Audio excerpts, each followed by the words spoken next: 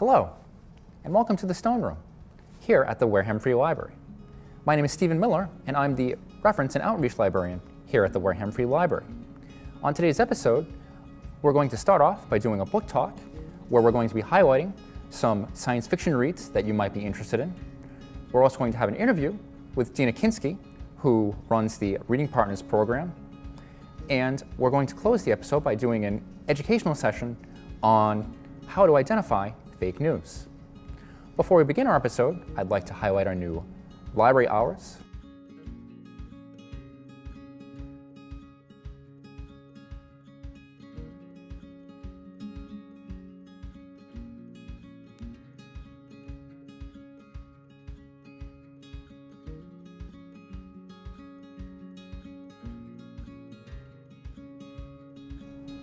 I'd also like to highlight the Wareham's Got Talent show, which is being hosted by the Wareham Free Library Foundation.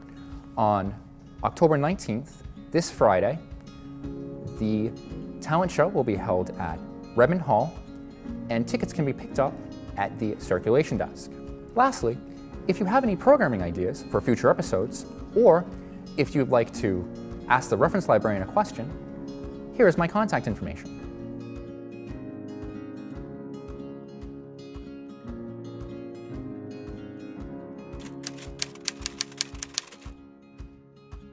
I'd like to begin the science fiction book talk by highlighting our first read, which is An Absolutely Remarkable Thing by Hank Green. This book is currently number 1 on the New York Times hardcover bestseller list and has been recommended by Newsweek, Library Journal, and Entertainment Weekly. Aimlessly wandering around New York City in the early hours of the morning, 23-year-old April stumbles across a 10-foot transformer dressed up in samurai getup, who she calls Carl. The next day, April and her friend Andy come back to the statue and film a YouTube video that instantly goes viral and April becomes famous. But suddenly, dozens more Carl statues appear all around the world, and April finds herself in the middle of an intense international spotlight. It's up to April to figure out not just what the statues are about, but to figure out what the Carls might want from us. The novel makes one seriously consider how social media is changing the way we think, act, and understand, and the book itself addresses how we deal with, as a culture, fear and uncertainty. The next book that I would like to highlight is The Martian, which was written by Andy Weir. Astronaut Mark Watney finds himself alone on Mars after he was abandoned by his crew, who thought he was dead, following a dust storm. With no way to communicate with home and barely enough water or food to last him until the next mission, Watney must survive the harsh elements of the Red Planet and hope that he can one day find his way to communicate with Earth. The Martian is the ultimate survivor story, and after reading this novel myself, I appreciated how Watney's character develops over the course of the novel. While Weir does use a lot of science throughout the course of the book, you hardly notice it because it's interwoven into the fabric of the book really well. The book itself has been a #1 bestseller on the New York Times list, and it also spawned a 2015 movie starring Matt Damon as Mark Watney. The last book that I would like to highlight is Ender's Game. In the future, government agencies breed child geniuses and train them as soldiers to help secure the defense against the hostile alien race's next attack on humanity. One such prodigy, Andrew Ender Wiggins, is drafted to the orbiting battle school for rigorous military training. While Ender's skills make him a leader, he suffers greatly from isolation, rivalry from his peers, pressure from his teachers, and the constant fear of attack by alien invaders. Is Ender exactly the kind of hero that Earth needs to help end a 100-year war with the buggers? Find out in this novel, which I highly recommend for not just adults, but also for young adults. This particular novel has also won the Hugo and Nebula Awards for excellence in science fiction and fantasy writing. Since science fiction is a popular genre, I'd like to offer 4 rapid-fire suggestions of books that you can find on the shelf here at the Wareham Free Library.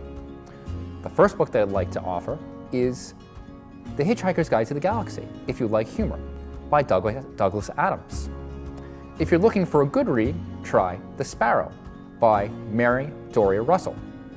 And if you're searching for a series to get into, try the 6-part Dune series by Frank Herbert. This particular series spawned the epic movie saga Star Wars. And lastly, if you're looking for a good science fiction read, try 2001: A Space Odyssey by Arthur C. Clarke, which is based off the Academy Award film by Stanley Kubrick. I'm here with Paula, who's one of the tutors that is part of the Reading Partners program. Welcome, Paula. Thank you, Stephen. So tell me about your tutoring experience with the Reading Partners program. I've been with Reading Partners for almost 5 years now, and I started out tutoring here in the Wareham Free Library, several women from Egypt, and they would come in on a weekly basis individually, and we would work on their English skills as well as anything they needed help with in life skills. And then eventually those women moved away to different towns, and another Egyptian family came, and I started visiting them in their home weekly. So I've been working with that family, I think now for almost 4 years. And this year I picked up another family, a woman with children, and I'm tutoring them as well. So once a week I visit them in their homes and we work together. What kind of things are you doing with your tutorees? Well, primarily they're learning English, and that obviously is a helpful skill. However, there are also life skills that we do together, and sometimes they need forms that need to be filled out, so they need help with the forms. And it could be something as simple as interpreting recipes. You know, I particularly enjoy working with the moms and the children because I was an elementary school teacher in my past life, and so I'm able to model different English experiences that the children are having in school to the moms. So, for example, we learned Twinkle, Twinkle, Little Star together. Right. You know, common ground, and then the children get excited as well about learning English. So I've been reading some journal articles. I remember reading journal articles in graduate school about how immigrants in different countries are using the library, taking advantage of the library to develop these English language skills, because a lot of them, when they come to this country, they are very unfamiliar with forms, government documents, just understanding and really immersing themselves in the culture. And I'm sure that that you've noticed this, and the Reading Partners program plays a vital role in this. I'm assuming. Yes, it all started, I think, in the library, you know, and then we more or less branched out to their homes because it was easier for them with children to move around. But the library was a great resource. We have books in our library to help teach English as well as the computers, so that the students could go online and do different programs online. So you've worked with them developing English language skills. Tell me about developing computer skills, because everything's online nowadays, and just trying to navigate through everything is probably just very difficult. Good question. I think they teach me computer skills as well. It's funny because they seem to be quite proficient in computers. You know, they have computers at home and tablets and or phones. You know, they have taught that skill to their children, so that's helpful. In fact, one student has even helped me find English translator apps to put on my phone. So it's a mutual learning experience. That's great. Well, thank you very much. You're welcome. I'm here with Anna, and I was wondering if you could tell me a little bit about your tutoring experience as a tutoree. Yeah, well, I want to improve my English, so my tutor helps me we have a chat, we chat each other, and she helps me like to learn about my mistakes when I speak English. And I'm starting to write too, and she corrects me, so that's the way that we most improve my English. What kind of exercises does your tutor use to improve your English skills? Like most of all, talking. Like I talk to her and she corrects me every time when I don't say a word. And we write, and she teach me like nouns, adverbs, and how to express correctly the verbs or the grammatical skills. Yep, grammatical skills. Yeah. Yeah. So, and writing, I write, and she checks what I write, and she review. So she explained me, and she learned me about that, and I corrected. So I made that frequently, and yeah, she reviews that, and she teach me how to make it better. That's and awesome. I think that I'm improving a lot of my English. I'm still working on it, but No. I think it's better than before. Exactly. What's your native language? Spanish. Spanish. What kind of Spanish? There are all kinds of different dialects. Mexican Spanish. Okay. Yes.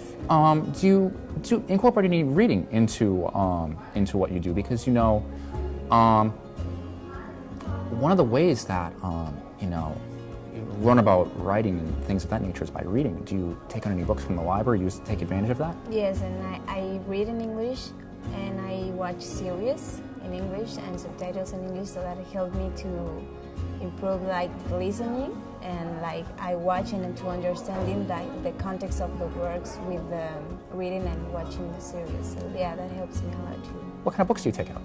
I prefer like novels. What's that? Novela? No, novels. Novels. Yes. What's your favorite kind of novels? What do you like to read? Like I like the Nicholas Sparks ones. Do you like Nicholas Sparks? The love stories. Love stories. So you like The Notebook, you like those kinds of stories. Oh yeah, The Notebook is my favorite. The Notebook's your favorite? Yeah. Why is it your favorite?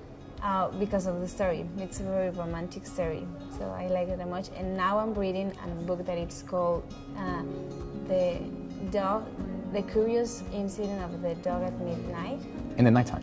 In the night. Oh yeah, in the nighttime. Yes. Yes, I'm reading that book. That's wonderful. I'm sorry, I'm not finished that, but I'm trying. But it's like a funny and it's easy to read, so that helps me like a lot. Exactly. And whereabouts are you in that book?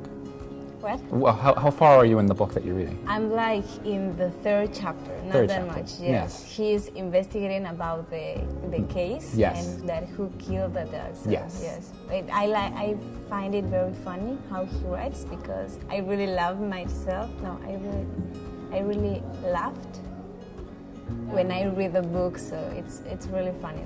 That's awesome. Well, that's good. Well, thank you for joining us. Yeah. Thank you. I'm here with Dina Kinski in the biography section, and we're going to talk a little bit about the Reading Partners program, which she coordinates. Hi, Dina. Hi. Pleasure for you to joining me here. I'm glad to be here. Awesome. So tell me a little bit about the Reading Partners and what the program does, how it services the library and the community of Wareham. Yeah, we've been in the library since around 2001, and it started out as just an adult literacy program that we took over from the high school. And then it started to grow because, for example, some people came in and they wanted help with the reading, but they were from another country, so they were trying to improve their English and read better. And then that ended up growing into English for Speakers of a Second Language program. And then the high school lost funding for its GED program, that's a high school equivalency. And so that came here. And we've added other things on. We do some computers, we do job help. One of the things that has happened with our English language learners is that they might need help with forms or applications or phone calls or appointments. So it's kind of morphed into English language and support services. We used to do financial literacy, but now when people ask for help with that, I just send them to their bank, because some people don't know that bankers can help their clients with Financial literacy. yeah, or budgeting or whatever, and or if they don't have a bank, we can connect them with somebody. So we do a lot of things, and it's not just the GED test. We kind of do any test, like if someone needs help with the ASVAB, the military entrance exam, or studying for the permit for driving. Yep. You know, SAT. now the SAT we don't do because that's high school. Right. And I haven't said yet that this program is for adults and out-of-school youth. Okay. Yeah. So, and since we're being funded by the Community and Economic Development Authority, Of course. we're getting our money currently. It's just for Wareham residents. Yep. And there is certain income limits. Yes. But it's free. It's Yes. a free program. Free Yeah. program. Free program. So, how long has the Reading Partner serviced the library? You said 2001. Yeah, since around 2001. And something that I didn't mention is that we have volunteer tutors. Yes. And it's a great way to kind of maximize the funds that you have. because, Absolutely. Yeah. So we have these wonderful tutors, and they meet, usually most tutors have one student, but some have two, some have even three. And they meet 1 hour, maybe 2 hours, depending, a week. And because it's one-on-one or one on a couple, you know, the tutor can really focus on what that student wants to learn and what that student, like their learning style. Yeah. So some people, for example, who are learning English really like having a book. Yeah. And they want to follow a book and have a lot of structure. And some people really don't want that. They want just to talk and to be corrected because nobody does that for them during their day. Right. Yeah. And so depending on what the person wants, that's what we do. And if let's say someone wants to improve their reading, if their goal is really to be able to read to their child, Right. or maybe to read the newspaper or whatever it is, we can focus our teaching on that Aspect. thing. Yeah, we can start with children's books or start with we have an easy newspaper, and so we try to tailor the learning to the student. Right. Yeah. Absolutely. And how many tutors do you have that work with you? Currently, we have about 11 tutors, and we have a few more that are available, but we don't always have someone who's free at the same time as a tutor. Absolutely. Like I have one tutor who used to work with a lot of people teaching math for the GED, but he's free after work, and right now I don't have anybody who's free during that time. They're free during the day, So I haven't had, and I have other tutors who are available, but I might not necessarily have a student for them because of what they like to teach and the time that they're free. Yeah.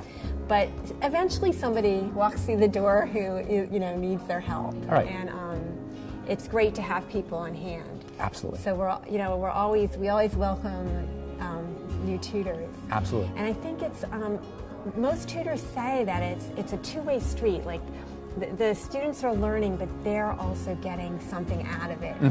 It's always a learning experience to be a teacher. Absolutely. Yeah. You learn every day. Yeah. That's just how it is. That's how it is. Lifelong learning in the library. That's right. And the library is a great place for this program because we want to pull people into the library so they become lifelong learners, so that they're using the books and they're, for example, a lot of our immigrant families they came here, they've come here for tutoring, and then they slowly start bringing their kids to the children's programs. Yes. So that's great. Exactly. Now, not all our students, if we can, we have people meet here in the library. Right. Because we want that to happen. We want them to be at home here. Absolutely. But some people just, because of transportation, because of childcare, because of different things, their tutors go to their homes. So Right. So we just try to make it happen no matter, what the situation. Exactly. Yeah. That's a wonderful service. Yeah. So tell me about how, started in 2001. Tell me about how the Reading Partners program has really evolved over time. Yeah, well, like I said, it started out with focus on just reading and writing, and then we added these other components. It used to be, the GED used to be a huge part. That used to be the the biggest part of our program. Right, you said it was started as an information literacy program. Yeah, well, we used to have a lot of GED students, and actually we've had it's been about around 70 total during our whole tenure that have gotten their GED, have passed the GED That's test. awesome. But now, I don't know why we have so few. Right now we only have 2 students. And it's not the GED anymore. It's called The HiSET. It's the HiSET. It's a different test. Yeah. Right. Yeah. It's basically the same, but it's a different company. Right. Yeah. And so it's evolved, and now you're serving more immigrants in the community. Yes, our program is mostly for immigrants at the moment, but we have a few GED, a few reading and writing, just different things. And then some people aren't regular students, they just get help maybe once or twice, like they need help applying for a job or help with an application or something. So not everybody who comes is a long-term student. Right. Yeah. I know that I offer some intermediate and some basic classes for adults, but I know that you also do one-on-one computer classes as well. Tell me a little about that. Yes, if someone, some people are kind of challenged with computers, so if the group setting isn't working for them, right, then they could get one-on-one help with us. Right. Yeah. And tell me about some of the success stories that you've seen. You've been involved with this program for a little while, so I'm sure there's plenty of success stories. Well, it's really exciting when somebody passes the GED test or whatever test they're taking, and then we've had many students move on to go to college, to go to different technical programs, or sometimes just a job application will say high school or GED. So, just to get a job, absolutely, it's helpful. So we've had people, that's a success. Yes. And but most of our successes are small increments. Yeah. For example, if a student whose second language is English uses the phone for the first time to call their tutor and say, yeah, I'm sick today. Absolutely. Yeah, because that's like a scary thing to do, use a phone. So that's a milestone, that's a success. And there's all these steps, like they get their first job. Yeah. We had a couple students get jobs in, like one woman recently got a job at Dunkin' Donuts. Right. And it was fun because she and her tutor were learning all the different, kinds of coffee yes. and donuts and all that stuff. Yeah, and that was a step for her to that was her first job. Yeah. And there's just like a lot of little things like it's really gratifying for tutors when they see that they've been working on something, for example, the past tense, and then they start seeing and hearing their students incorporate that into their language slowly until they really got it. Yeah, so there are a lot of little steps forward that are really gratifying for tutors. Absolutely, especially when you talk about English. English is one of the most toughest languages to learn, period. It's tough, yeah. And it's tough, even I can only imagine how it is for someone who's never grown up around English. To all of a sudden take it on and learn it, it's remarkable. Yes, and a lot of our students are from Egypt. And a lot of people don't know there are many Egyptian families in Wareham, and they're writing, they write from right to left. Yeah. And so it's totally different to go the other way. But they move forward step by step. They're doing a great job. That's wonderful. Thank you very much for joining us, Tina. It was really great talking to you about the Reading Partners program. Yeah, my pleasure. I just want to add that if anyone thinks that they need help with any of the things we can help you with, we try to work around people's schedules. So it's not necessarily, it doesn't have to be when the library's open. If you're only free on a Friday when the library's closed, or whenever, we'll try to work around your schedule and to make it happen. Right. And we always welcome tutors as well. Right. Yeah. Absolutely. So if someone wants to join the tutoring program as a student, how can they put some contact information where they can get a hold of you? Yep. They can contact me by email. I think they're going to put it up on the screen so you can see. Readingpartners@gmail.com, or come to the library, or you can call the number that's going to show up on the screen. Awesome. Well, Thank you. Thank you very much for joining us. Thank you.